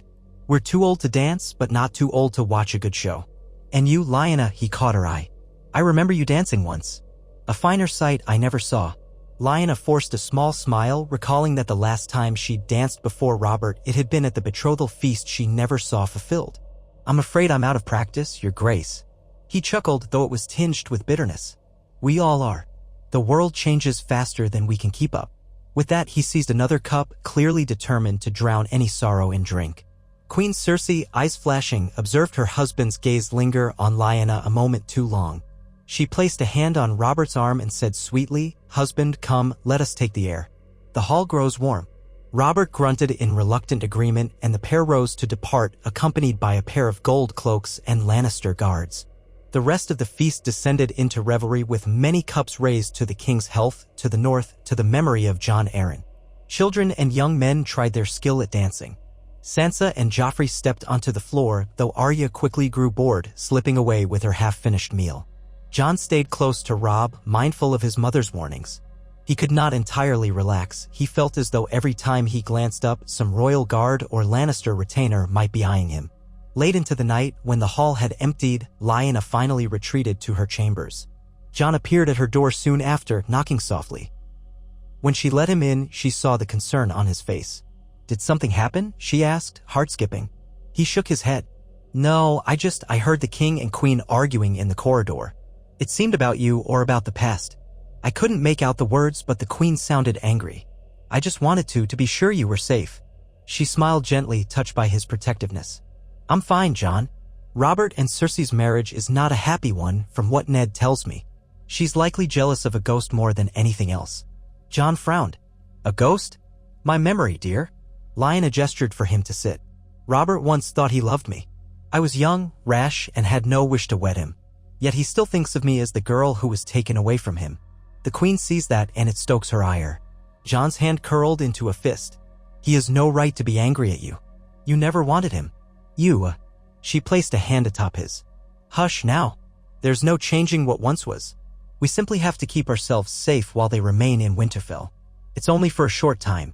Then the court will return south. He pressed his lips together, nodding, though his eyes lingered on her face with worry. All right. Good night, mother. He rose and left, his footsteps fading in the corridor. Lyanna settled into bed, the furs piled high against the northern chill. But sleep came late, her mind wrestling with old memories. She pictured Robert as he had been, a laughing youth with boundless energy. She recalled Rhaegar, whose memory never fully left her thoughts. And she saw in her mind's eye the hawkish gaze of Queen Cersei, taking stock of every nuance in Winterfell. The following days were a storm of courtly obligations. Robert proclaimed that he wished to visit the crypts beneath the castle to pay respects to Lyanna's father and brother and to see the final resting place of the Starks from ages past. Ned guided him down while Lyanna trailed behind with torches lighting the carved arches. Jon avoided that excursion, as did Cersei. The queen had no desire to wander dank tunnels in the gloom, and Jon did not wish to cross Robert's path in such an intimate place. In the crypts, Robert's demeanor grew somber. He stared at the statues of Brandon and Lord Rickard. He muttered half to himself, half to Ned. I never gave them proper vengeance. The war was for them too, and for her. His gaze slid to Lyanna, who kept her distance. She drew her cloak tighter, remembering the heartbreak that once propelled Robert's hammer blow into Rhaegar's chest on the Trident's banks. He had carried that heartbreak for years, but it had curdled into something else now. Resentment, regret, longing, all swirling behind his brooding eyes. When the torches flickered, Robert sighed heavily, turned on his heel, and left the crypts in silence. Ned followed, exchanging a worried glance with Lyanna, who remained behind for a moment longer. She approached her father's statue, her thoughts drifting to the day the Mad King burned him. Vengeance had been had, yes, but the cost was immeasurable. When she finally emerged to rejoin the living, she spotted Robert waiting at the crypt's entrance, leaning against the damp stone. He looked older in the torchlight, the lines of care etched around his mouth and eyes. For a moment, she thought he might speak to her alone, but he only stared, as though searching her face for a flicker of the girl who once galloped through the Winterfell courtyard. She lowered her gaze and said nothing. A swirl of bitterness, regret, and sorrow passed between them, unspoken, yet undeniable. Then she quietly moved on, ascending the steps to the surface. Later that evening, a hunt was organized. A boar hunt in the nearby Wolfswood. Robert insisted on going, delighting in the chance to chase down a beast. Ned accompanied him, along with several southern knights and a few Northmen. Robb, Theon, and Jon had hopes of joining, but Lyanna forbade Jon. She needed him to stay hidden, or at least remain inconspicuous. Theon and Robb went in his stead, filled with boyish excitement at hunting alongside the king. The huntsmen set out at dawn, dogs baying, horses stamping in the chill air. Lyanna paced the courtyard after they left, uneasy. Perhaps she was overprotective, but a knot of worry formed in her gut at the notion of Robert armed and in the wild with her family. Yet Ned had given her a reassuring look before departing, and she had to trust him. The next day, they returned triumphant, with a massive boar lashed to a horse, tusks as long as a man's forearm. Robb and Theon were wide-eyed and bragging, describing how the king had speared the beast after it charged through the brush. Robert laughed heartily as they recounted the moment, but Lyanna noticed a tension in Ned's face when he dismounted. Later, in private, he confirmed that Robert's talk during the hunt had occasionally drifted to old grudges, to Targaryen spawn, to what might happen if certain people threatened his throne. Ned had gently steered the conversation away, but the message was clear. The hatred still festered in Robert's heart. During the final day of the royal visit, A tournament of sorts was held in the courtyard. Not a grand affair like Harrenhal of old, but enough to amuse the court. King Robert watched with bored indulgence as northern knights clashed in the lists. Joffrey strutted about, taunting other squires, while Sansa clung to his arm, seeing only princely charm. Arya rolled her eyes and escaped with a wooden practice sword under her belt. Jon, knowing better than to draw attention, stayed near the back, content to watch quietly as men unhorsed one another. When the final tilt ended, Robert declared a feast that night, after which he would depart on the morrow. Lyanna's relief at the nearing end of the visit was palpable. She prayed silently that no incident would ruin the fragile peace. Alas, events rarely aligned with her hopes. That evening, after cups had been drained, a minor argument erupted in the hall between Theon and a Lannister squire. Insults flew. Something about iron-born reavers versus kraken bastards. Robb tried to intervene, but the squire spat at Theon, who responded by throwing a punch. At once, men leapt up, a scuffle unfolding near the dais. Jon, in the midst of it all, reached to pull Theon back, trying to keep the fight from spiraling further. But one of the gold cloaks seized Jon's arm roughly, barking, "Stay out of it, boy!" The guard shoved him hard, and Jon stumbled, rage flaring in his eyes. He was no child to be pushed around. Before he could do something rash, Robb caught him, pulling him away. The commotion drew the attention of the entire hall, including King Robert, who stood, bellowing, "Enough!" Silence fell instantly. The king's gaze flicked from Theon's bruised knuckles to the guard who'd shoved Jon, and then to Jon himself, who was breathing heavily, fists clenched. Robert's brow furrowed. Perhaps there was something in Jon's stance, or in the curve of his jaw, that struck a chord of familiarity. Something that reminded Robert of Rhaegar or perhaps of Lyanna. Whatever passed through the king's mind, it darkened his expression. He opened his mouth, then closed it, as though uncertain what he might say. Queen Cersei rose at his side, her green eyes flicking to Jon, then to Lyanna. The tension in the hall was suffocating, each person waiting for the king's next words. Ned stepped forward hurriedly, addressing Robert. "My king, it is but a boyish scuffle, nothing of real consequence. Let us forget it with another cup of ale." Robert didn't move for a long moment. His stare pinned Jon, studying the boy. Then, with a dismissive snort, he waved a hand. "Fine. Put them all in the corner to cool their heads. But see that discipline is maintained. Ned, we're not in a rebel camp anymore. This is supposed to be a feast." Ned nodded, relief evident in his eyes. "As you command, your grace." He turned and gave Jon, Robb, and Theon a stern glare, ordering them from the hall. The Lannister squire who started it slunk off as well, massaging a bloody lip. Lyanna exhaled shakily, feeling her pulse pound. That moment of the king's scrutiny could have ended far worse. She prayed that Robert had not noticed more than a passing resemblance, that he would soon depart without stirring trouble anew. And so, early the next day, the king and his retinue finally took their leave. They departed amid farewells and forced courtesies, with Ned riding alongside them for a short distance before returning. Lyanna stood on the battlements, cradling a sense of relief so profound she could almost weep. She remained there until the banners of stag and lion vanished over the horizon. Jon joined her, quietly leaning on the rampart. They exchanged a glance, neither speaking, each understanding how close they had danced to the edge of disaster. In the wake of the royal visit, life at Winterfell resumed its steady beat. Ned remained behind this time, having returned with Robert's permission to oversee affairs in the north. The royal court traveled south to face new intrigues, rumors about Lannister gold, about a brewing feud with the Martells of Dorne, about the exiled Targaryens rumored to be in Pentos. While the rest of the realm churned with whispered alliances and looming threats, Lyanna found some measure of solace in the normalcy that returned. Jon channeled his energies into training. Robb kept pace. Theon strutted about, newly proud that he had defended his honor even if it led to trouble. Sansa daydreamed of Joffrey's handsome face, while Arya mocked her illusions. Bran and Rickon tumbled through the courtyards, too young yet to shoulder the burdens that weighed upon their elders. Occasionally, in the still of the night, Lyanna would remember the moment she declared Jon's parentage before the entire courtyard all those years ago. She had done it in a bid for truth, to spare him the fate of a secret that might destroy him.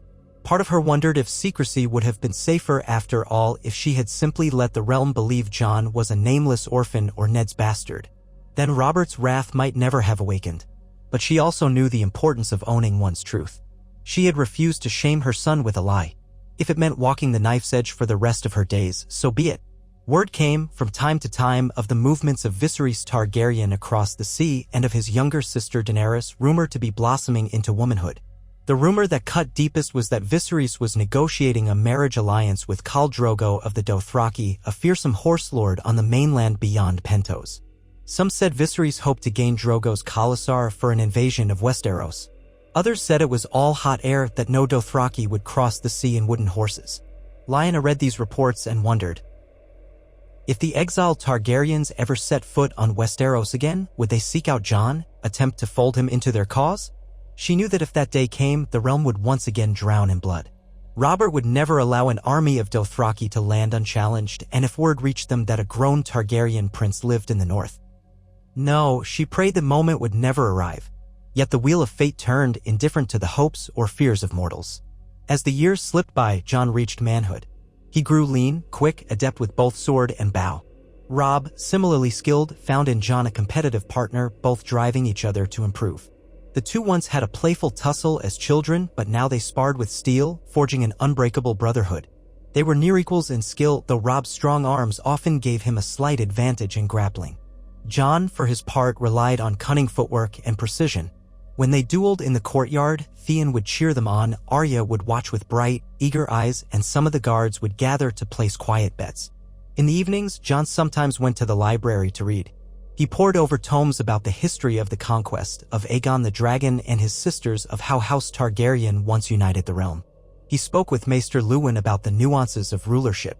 Lyanna noticed that none of these pursuits seemed fueled by raw ambition. Rather, Jon was searching for some understanding of the legacy that had shaped him, that had cost so many lives. She would sit with him from time to time, remembering how Rhaegar himself had been drawn to prophecies and lore. It was as if that part of the prince's spirit found new life in their son. Yet Jon never once suggested he had a claim to any throne. He was too aware of what that claim would invite. To him, the idea was a tinderbox waiting for a spark. He was, in his heart, a Stark, loyal to the north, loyal to Eddard, loyal to Lyanna. But the realm had ways of twisting fortunes, and Lyanna prayed that no cunning lord or lady would see in Jon a path to seize power. Though the north took pride in its distance from the intrigues of the south, change was stirring. King Robert's misrule grew more pronounced, with lavish spending and mounting debts to the Iron Bank of Bravos. Rumors abounded that the Lannisters now effectively bankrolled the crown. Ned fretted over these developments, urging caution. More disturbingly, word spread that Jon Arryn, before his death, had uncovered some secret about the royal children, something about their parentage. Lyanna did not pry too deeply, but the rumors persisted that Joffrey, Myrcella, and Tommen might not be Robert's trueborn offspring. That, if proven, would ignite the realm as surely as any war. Not long after these whispers reached the north, another raven arrived for Ned, bearing a summons from King's Landing. The message implied that trouble was brewing at court, that the Lannisters were tightening their grasp, and that Robert needed Ned's counsel again. Lyanna feared a second journey south might be more perilous than the first. She remembered the look on Cersei's face, the half-curled smile that hid 1,000 daggers. If House Stark was forced to navigate these twisted politics, it could expose them all, especially if someone at court decided to resurrect the old question of Targaryen heirs. Yet duty was duty. Ned prepared to depart. This time, Robb was old enough to remain behind as de facto castellan, guided by Maester Luwin and Lyanna. Theon and Jon both wanted to join Ned's retinue, but Ned refused Jon. "It is better you remain," he said softly with an apologetic glance at Lyanna. The risk was simply too great. If the Queen sniffed out his identity, or if the Master of Whispers discovered it, there would be no quarter. The blade would descend before Ned could shield him. And so Jon remained, chafing at the sense of being left behind yet again. Lyanna could see the longing in his eyes. He wanted to prove himself, to see more of the world. But he understood why it could not be. With Ned gone, the North's leadership rested heavily on Lyanna and Robb. They managed fairly well, dealing with disputes among the bannermen, ensuring the winter stores were stocked, calming small folk when bandits struck the outlying farms. Every so often, a raven from Ned arrived, filled with references to the chaotic court, how King Robert spent his days feasting and whoring, how the Lannisters held the purse strings, how rumors of the royal children's bastardy were swirling, how Ned had discovered something that could tear the realm apart. But the letters grew more cryptic, as though he dared not trust the secrecy of Raven scrolls. Then, one day, no letter came. Another day passed in silence. A week. 2. Tension mounted like a tightening coil. Finally, word arrived in the form of a battered messenger who fell off his horse at the gates, half dead from the ride. He carried a blood-stained scroll with Ned's seal. In the great hall, Lyanna and Robb received him. The messenger rasped that King Robert was dead, killed in a hunting accident orchestrated by the Queen's manipulations, or so rumor had it. Ned had tried to expose the truth of Joffrey's parentage, and the Lannisters had seized him. Chaos gripped King's Landing. Some said Ned was imprisoned in the Black Cells, others that he had been killed outright. Joffrey had taken the throne, and Lannisters scoured the city for any who would stand against them. Lyanna's heart pounded. She read Ned's desperate letter, penned just before he was captured, urging them to keep the North safe, to consider alliances with the lords of the Riverlands, to watch for an opportunity to free him. He feared a war was coming, one that might consume all of Westeros if cooler heads did not prevail. Robb paced, fists balled, demanding they call the banners. "We can't let them kill father," he growled, eyes fierce with the fire of youth. "We'll march south if we must. Grey wind and my sword will show them the might of the North." Theon seconded the call for war, eager to prove himself. Even the mountain clans spoke up, eager to ride. But Lyanna knew the cost of a southern war. She closed her eyes, recalling the madness that once tore the realm apart. Yet could she stand idle while Ned faced the noose at Joffrey's whim? That was impossible. She held counsel with the great northern lords, Manderly, Serwyn, Glover, Bolton. They all agreed that if the Lannisters had seized Ned and threatened his life, the North had cause for war. Yet they looked to Lyanna, remembering her role in the last great conflict. Manderly inquired politely about the Targaryen boy. Would this new war also revolve around a hidden heir? Lyanna assured them that Jon had no claim to press. This was about rescuing Ned and preserving the North's rights. Still, the question loomed. Once banners were called, there would be no turning back. The new King Joffrey might label the entire North traitors. The realm would fracture. In that chaos, any number of conspiracies might arise. The exiled Targaryens could see an opportunity, or any ambitious lord might try to manipulate Jon. But Lyanna remembered the lesson from Robert's rebellion. Sometimes duty demanded you face the storms. Ned was her brother, and if the Lannisters had murdered Robert to enthrone a false king, what justice remained in King's Landing? Thus, with sorrow and resolve, Lyanna supported Robb's call to gather the banners. Horns echoed across the frosty hills as ravens flew. Northern lords came to Winterfell with armed hosts, determined to march under the Stark banner. Jon watched it all with a storm in his eyes, old memories stirring. Lyanna sensed that this war would be even more treacherous for him. He was nearing manhood, a capable fighter, and if he rode with the Northern army, there was no telling how the realm might react if they discovered who he truly was. Yet could she deny him the chance to fight for the Stark cause, for the father-uncle who had raised him? The matter came to a head when Robb convened a war council in the Great Hall. Lords stood arrayed, conferring on routes through the Neck, on forging alliances with Lord Hoster Tully in Riverrun, on how to deal with the possibility that Tywin Lannister would move from the west. Lyanna sat with them, listening, though her stomach churned at the inevitability of spilled blood. Jon lingered at the edges, silent, until at last he stepped forward. "My lords," he said quietly, but all heads turned to him. He had grown taller of late. There was an edge to his voice that commanded attention. "I ask you to let me ride with you to fight for Lord Eddard's freedom." A ripple of discomfort passed through the room, as though none wished to contradict him openly, yet all were aware of the unspoken secret. Roose Bolton's pale eyes flicked to Lyanna with calculating interest. Wyman Manderly cleared his throat. "You are Lady Lyanna's son, Targaryen in name. This is a conflict between the Starks and the Lannisters. If King's Landing learns you're marching with us—" "I march as a Stark bannerman," Jon interrupted, face set. "Not as a Targaryen pretender. Lord Eddard raised me. He is the only father I've known. And if the Lannisters think to kill him, I will not stand idle." Lyanna's heart twisted. She saw the passion in Jon's eyes, the same fierce loyalty she once saw in Rhaegar when he spoke of duty. Would she keep her son locked away, or allow him this path? Slowly she stood, every gaze in the hall shifting from Jon to her. "He speaks truly," she said, voice clear. "We must not forget that he carries Stark blood, my blood. We do not fight for any throne. We fight to rescue Lord Eddard and demand justice.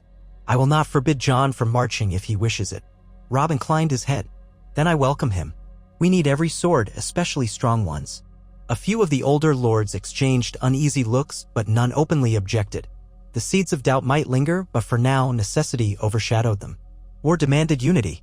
And so it was that Jon Snow, though some still called him that, ignoring the Targaryen name, prepared to ride with the northern host. Lyanna spent the final evening before departure walking the battlements with Jon. She placed a fur-lined cloak over his shoulders, checking the straps of his leather jerkin. He carried a longsword that Ser Roderick had gifted him. She thought of the day she had first walked into Winterfell's courtyard, declaring his name. All the secrets, the heartbreak, the negotiations, had it come to this, yet another war? Part of her felt defeated, another part felt proud, for Jon was proving himself no coward. Remember, she whispered as they gazed at the moonlit sky, you are a Stark at heart. Fight for Uncle Ned, for your family. Do not let any southerner trick you into revealing your Targaryen name as a claim. They will only use that to destroy or manipulate you. He nodded, eyes glinting in the pale light. I understand. She reached out and touched his cheek, recalling how small he once was in her arms. Come back to me, she said, voice tight with emotion. No matter what happens, come back to me. Jon placed a hand over hers. I promise. The next dawn, horns blew across Winterfell's walls. Robb, proclaimed the young wolf by some of the men, led the host. Great Jon Umber, Roose Bolton, the Karstarks, the Manderleys, the Glovers all marched south, an army of thousands braving the roads that would lead them beyond Moat Cailin. Jon rode near Robb at the vanguard. Theon Greyjoy and the other young squires followed, banners flapping overhead. Lyanna watched from the gatehouse, breath misting in the chill air, Catelyn at her side. She remembered all too clearly the day Ned had ridden south to war so many years ago. Now it was happening again, her own son among the ranks. In the hush that fell after the army vanished from sight, Lyanna felt old anxieties gnaw at her. She could almost hear Rhaegar's gentle voice in her memory, speaking of the folly of constant war, of a prophecy about a prince who was promised. She wondered if any prophecy could be worth so much bloodshed. Yet she clenched her fists, steeling herself. This war was not about claims to a throne. It was about rescuing Ned from the Lannisters' clutches, about defending the honor and safety of the North. If the realm insisted on repeating the tragedies of the past, then House Stark would stand firm. She did her duty as the lady of the castle, preparing supplies, sending ravens, managing the fortress. The tension was excruciating. With each passing day, rumors came from the south, the Riverlands were aflame, Tywin Lannister had marched with an army, Jaime Lannister clashed with northern outriders near the Red Fork, and the phrase that the twins might block or aid the northern passage. Then came the terrifying news that King Joffrey had declared Eddard Stark a traitor, that he would be executed in the capital if Robb Stark continued to defy the Iron Throne. Lyanna's nights were plagued by sleeplessness, haunted by images of Ned kneeling before a headsman. She felt the old rage rise up, the refusal to let her family be butchered by another king. If the rest of the realm refused to see the Lannisters' treachery, then the North would show them the cost of their blindness. Word arrived that Robb's host had crossed the Neck, forging alliances with the Tullis at Riverrun. The battles that followed were bloody. Jaime Lannister was captured in a daring maneuver on the Whispering Wood. Tywin's forces ravaged the countryside but could not pin down the northern host. The tension built toward an inevitable confrontation. Lyanna followed every letter, read every line. Sometimes Jon's name was mentioned, that he fought bravely in a skirmish or that he served as Robb's confidant. She breathed a sigh of relief each time the reports confirmed his survival. Then a new rumor reached Winterfell, one that almost drove Lyanna to her knees. At King's Landing, Joffrey had demanded Ned Stark's head, ignoring any potential exchange of prisoners. In a brutal show of power, the Boy King had executed Ned publicly. The realm recoiled in horror, for Ned Stark was widely respected and many had hoped he would broker peace. Now the headsman's block in King's Landing drank northern blood. Lyanna's grief roared through her like a beast. She locked herself in her chambers, weeping for the brother who had shielded her through every trial. She recalled how he had knelt beside her in the Tower of Joy, how he carried her home when she was too weak to stand, how he had raised Jon as his own son. He was gone, undone by the same savage realm that had destroyed so many before. When the Northern Lords heard the news, their fury was boundless. They crowned Robb Stark king in the North, reviving a title that had not been used since Aegon's conquest. The North would secede from the Iron Throne. No Stark would bend the knee to a usurping Boy King who slew their lord. The Riverlords joined them, naming Robb the King of the Trident as well. War that had begun as a rescue mission now transformed into a revolt, the North and Riverlands standing against the Iron Throne and the might of House Lannister. Lyanna read Robb's letters through tears. He wrote that Ned's death had hardened the men's resolve, that they would avenge him, that Jon was safe but enraged, as was Theon. They marched with new purpose to secure independence. The old alliances were crumbling, replaced by a new vision of a north free from southern tyranny. In the solitary gloom of her soul, Lyanna wrestled with the knowledge that her brother was dead, that her son was fighting a war she herself had hoped to avoid. And overshadowing everything was the secret burning in her mind: Jon was not only a Stark by blood but a Targaryen as well. Should the war expand, and if the realm discovered the truth, chaos might deepen. Some might flock to Jon's banner, seeing him as a rightful king to unite the realm against the Lannisters. Others would brand him an enemy, another target to be hunted. Still, Lyanna vowed to stand by her son. If the realm demanded war, House Stark would not be found wanting. Yet she prayed quietly, fervently, that the gods might still grant them mercy, that somehow the conflict would not spiral into the same carnage as the last rebellion. She prayed that Jon would survive, that Robb's new kingship would not be devoured by betrayal or ill fortune. She prayed that somewhere, in the swirl of violence and ambition, a path to peace might emerge. But as messages trickled in, detailing battles won and lost, the brutality of Tywin's men, the cunning maneuvers of the Lannister armies, and the fractures beginning to appear even among the Tullis and Freys, she felt the old despair coil around her heart. War was an insatiable beast once unleashed. She had seen it devour the realm once, long ago. Now she feared it would devour them all again, and this time the cost might be even higher. For the moment, though, she had no choice but to don the mantle of House Stark's matriarch in Winterfell, to hold the seat for Robb, now king in the north, and to guard Jon's secret with all her might. The realm might call him Targaryen, or some might see him only as Ned Stark's nephew, but to Lyanna he was her son, the last living Rhaegar, and the future she had once dreamt of, where love might triumph over bloodshed. If she had to face the entire might of the South to keep him safe, she would. Thus, the snows fell across the battlements, the wolves howled in the distant wood, and Lyanna Stark steeled herself for the storms to come. She had claimed Jon Snow before all the North, she had defied a king, and she had survived heartbreak more than once. If the realm demanded war, then war it would have, and the Dragonwolf son she cherished would stand at the center of that storm. She only hoped he emerged from it alive, that something of Rhaegar's dream of unity, and the quiet, unbending strength of the North would survive the endless cycle of steel and fire.